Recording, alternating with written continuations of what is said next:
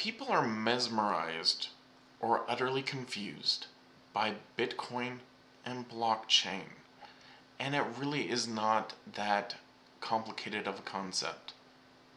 Blockchain in of itself just confuses people because people have no ability to understand what a blockchain is. And a blockchain is no more complex than your phone communicating with another phone via a network. And so, if you have one Bitcoin and you put it on your computer, it is saved on your computer. However, the logic is you could hack into that computer and then just take it. But if you have 2 or 3 phones that both know where all the Bitcoins are, then you would have to hack into those 3 phones. Now, if you expand the system to a massive network where everyone's using it, then you would realistically have to try to hack in to the system at large. And so, all Bitcoin does is act the same way as like your Verizon or AT&T or whatever phone network, where if you are part of Bitcoin, then you have your little interface, your phone, that's communicating through all the larger network with each other. And that's basically the concept of blockchain. But they're trying to argue for that system to be used for phones. Now, you can hack into networks even, and you can do massive damage. The way that Bitcoin gets around that aspect is through the term mining. Mining is taking computers and making them solve ever increasing complex numbers, which basically is them encrypting. And if none of this makes sense, then I'll give you a different analogy. You can take a coin and you could put it in a little box in your house, and it would be only as safe as whatever's going on in your house. However, if you took that coin and you put it in a safety deposit box, it's way harder to then get that. The aspect of the mining is what's protecting the system. It's making it more complex. And the most ingenious aspect of Bitcoin is the people more likely to try to break in to that bank, to that safety deposit box. You are actually incentivizing them to actually just go out and mine. So you basically get the people more likely to hack your system to actually just be making your system safer and safer and safer. However, Bitcoin eventually stops the mining. And there lies the trouble with Bitcoin. This is the reason why at some point Bitcoin's system is going to become incredibly easy to hack. Now, think back. If you had a computer that was attached to a network back when the internet was first starting out, think of a computer back in 1982. I am pretty sure that that computer, along with the whole network, that my cell phone today is powerful enough to completely hack and change whatever in a network like that.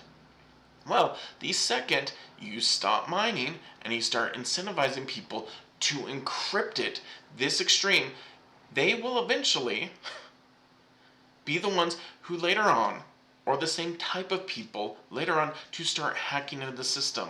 So 10 years, 20 years, whatever, from now, you are going to have an old system that is no longer going to be as advanced. The reason why everyone's getting new mining equipment, they have to get the newest stuff to mine as fast as possible. Yeah, that is your whole protection apparatus for this. And at the moment, it is insane because a huge swath of the world is using huge levels of power and processing ability to just protect Bitcoin. However, the second the mining stops, that disappears. And people claim, well, you will still have the system and they will pay X amount for people for transactions so that there will be some level of that mining apparatus just to try to, keep all the transactions going. That's great. However, there's 2 different types of Bitcoin, which most people don't understand, and one's kind of leading the way with transaction and the other one's considered gold, well, the gold one is going to be even less protected right away the second those mining equipment are used for something else. And, if the mines are encrypting it, well, later on, those same mining apparatuses that are encrypting it can later on be used to try to hack into the system and start stealing Bitcoin or changing the ledger. And the concept of the ledger is, if I have one Bitcoin on my phone, and if someone hacks into it, they can change the fact that I have that Bitcoin or I don't. I can hack the system, and I could randomly, an outside user, have 10 Bitcoins. That's the argument of what makes it kind of unsafe, except for you have all these computers making it really safe at the moment. But at some point, they're going to be gone. So you're going to only have the protection of whatever network you are on. And as things change and other things get more advanced, the technology to break into it might start arising. Because if you're still stuck using a version of Bitcoin that would be like a 1982 computer system with a bunch of other computers linked to it, then guess what? Eventually, the hackers are going to have the most advanced system and more know-how. And you're not incentivizing people to ever keep it up. And that is the reason why Bitcoin, and it might be 10 years from now, it really depends on when the mining stops and how fast how much of that apparatus disappears. How many people are no longer incentivized to keep those processors working on encrypting the Bitcoin when all that disappears? And then how much you advance that system. Because, you know what, if people are getting paid X amount just to have these old mining equipment so that the transactions keep going, there's not going to be much incentive for trying to then turn around and spend $5,000 on a completely new system every few years to make it the most advanced system. And no one's considering that aspect. Basically, I think, because no one is dumbing down and pointing out what Bitcoin realistically is. Bitcoin is blockchain. Blockchains are like how your phone communicates, and the full communication is like a network.